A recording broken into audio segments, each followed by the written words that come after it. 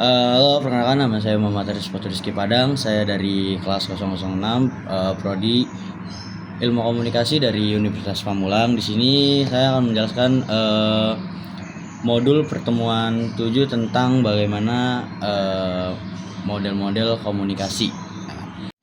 Tujuannya adalah agar kita bisa menganalisis dan menjelaskan bagaimana proses komunikasi terjadi, baik dalam interaksi tatap muka sehari-hari maupun melalui berbagai media yang kita gunakan. Komunikasi itu apa sih? Kan pasti kalian nanya-nanya kan. Padahal kita sering ngobrol kayak gini sebenarnya sama teman-teman dan lain-lain. Contohnya itu udah komunikasi kan. Cuman ada model komunikasi sederhana, adalah seperti visual atau konseptual yang menyederhanakan proses komunikasi yang kompleks. Ibaratnya model ini seperti peta yang menyoroti elemen-elemen penting dan hubungan antar elemen tersebut. Dengan model kita biasa lebih mudah memahami dinamika komunikasi. Model-model dasar komunikasi itu ada satu, komunikasi sebagai tindak satu arah atau linear. Pertama ada konsep dasar. Model ini adalah model komunikasi yang paling sederhana. Pesan ini mengalir lurus untuk dari atau pengiriman ke penerima. Si pengirim ke si penerima. Nah, tanpa ada timbal balik atau umpan balik yang signifikan. Pengirim aktif menyampaikan pesan, sementara penerima pasif menerima pesan tersebut. Contohnya itu ada pidato. Terus ada seseorang orator di depan publik atau audiens yang mendengarkan pidato tersebut. Terus mengirimkan surat atau siaran radio, televisi itu di masa lalu di mana interaksi sangat terbatas.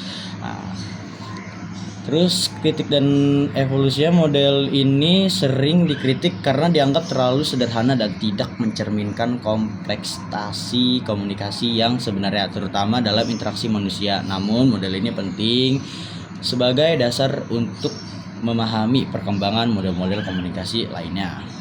Terus yang kedua ada komunikasi sebagai interaksi. Konsep dasarnya adalah model ini lebih maju dari model-model linear karena menekankan adanya umpan balik atau feedback dari penerima kepada pengirim. Komunikasi dilihat sebagai proses yang dinamis, di mana kedua belah pihak saling mempengaruhi. Contohnya adalah percakapan tatap muka, di mana kita hanya berbicara tetapi juga mendengarkan dan merespons apa yang dikatakan orang lain. Umpan balik bisa berupa kata-kata, ekspresi wajah, atau bahasa tubuh lainnya. Kritik meskipun lebih baik dari model linear, model interaksi sering berpusat pada pengiriman umpan balik juga, tidak diselalui, disengaja, dan disadari oleh penerima. Terus next, komunikasi sebagai transaksi. Komunikasi sebagai transaksi ini adalah konsep dasar. Konsep dasarnya adalah model ini adalah model komunikasi yang paling kompleks dan holistik. Komunikasi tidak hanya dipandang sebagai pertukaran pesan, tapi juga sebagai proses penciptaan makna, bahasa tubuh, konteks, dan pengalaman masa lalu juga ikut berperan dalam proses ini. Next, konsep sebagai transaksi. Konsep dasar atau model komunikasi yang paling kompleks dan holistik. Komunikasi tidak hanya dipandang sebagai pertukaran pesan, tetapi juga sebagai proses penciptaan makna bersama. Semua pihak yang terlibat dalam komunikasi berperan aktif dan saling mempengaruhi secara simultan. Contohnya, saat kita berdiskusi dengan teman, kita tidak hanya menyampaikan informasi, tetapi juga mencoba memahami perspektif teman kita, bernegosiasi, dan membangun pemahaman yang sama. Bahasa tubuh dan pengalaman masa lalu juga ikut berperan dalam proses ini. Kelebihannya, model transaksional mengakui bahwa komunikasi itu dinamis, konteks, dan melibatkan interpretasi yang kompleks. Model ini juga mengakui bahwa komunikasi tidak selalu atau tidak sengaja, bahkan diam dan mengabaikan orang lain, bisa menjawab bentuk komunikasi. Komunikasi stimulus respon. Konsep dasar itu model S dan R adalah model yang sangat sederhana yang berasal dari psikologi behavioristik. Model ini menggambarkan komunikasi sebagai proses sebab akibat, di mana suatu stimulus atau pesan akan menghasilkan respon tertentu dari penerima. Next, lanjut itu ada 4. Yang keempat ada model Skiram. Skiram itu unsur-unsur pentingnya adalah model Skiram menekankan 3 unsur penting dalam komunikasi, yaitu yang pertama sumber, yaitu pihak yang menyampaikan pesan. Yang kedua ada pesan, yaitu informasi yang tahu gagasan yang disampaikan. Terus yang ketiga ada destination atau saran, yaitu pihak penerima pesan. Nah, Scrum juga menekankan bahwa setiap individu dan proses komunikasi berperan sebagai encoder atau penyandi dan decoder atau penerjemah. Artinya kita tidak hanya menyampaikan atau menerima pesan, tetapi juga aktif menginterpretasikan dan memberikan makna pada pesan tersebut. Terus bidang pengalaman salah satunya konsep penting dalam model Scrum adalah bidang pengalaman. Komunikasi akan lebih efektif jika pengirim dan penerima memiliki kesamaan bidang pengalaman sehingga mereka dapat memahami pesan yang dengan cara yang sama.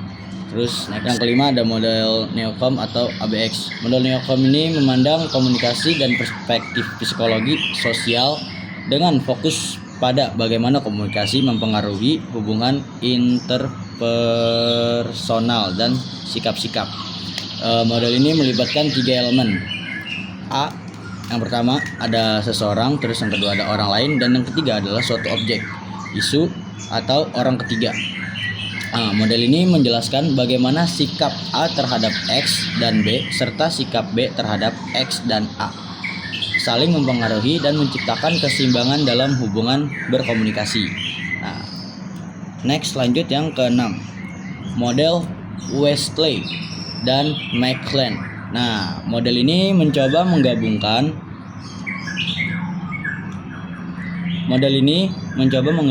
elemen-elemen komunikasi antar pribadi dan komunikasi massa dalam satu ketenaga kerjaan.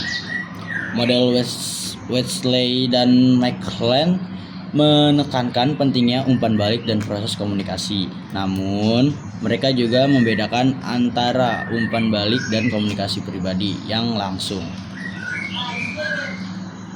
Next, yang terakhir ada model Gardner. Model Gardner adalah model yang sangat komprehensif dan rinci yang mencoba mencakup semua aspek komunikasi. Model ini mempertimbangkan berbagai faktor yang mempengaruhi proses komunikasi, seperti sumber pesan, saluran penerima, konteks, dan efek. Model ini juga menekankan bahwa komunikasi selalu terjadi dalam konteks sosial dan budaya tertentu. Salah satu poin penting dalam model Gardner adalah bahwa realitas yang kita terima melalui komunikasi selalu merupakan konstruksi sosial.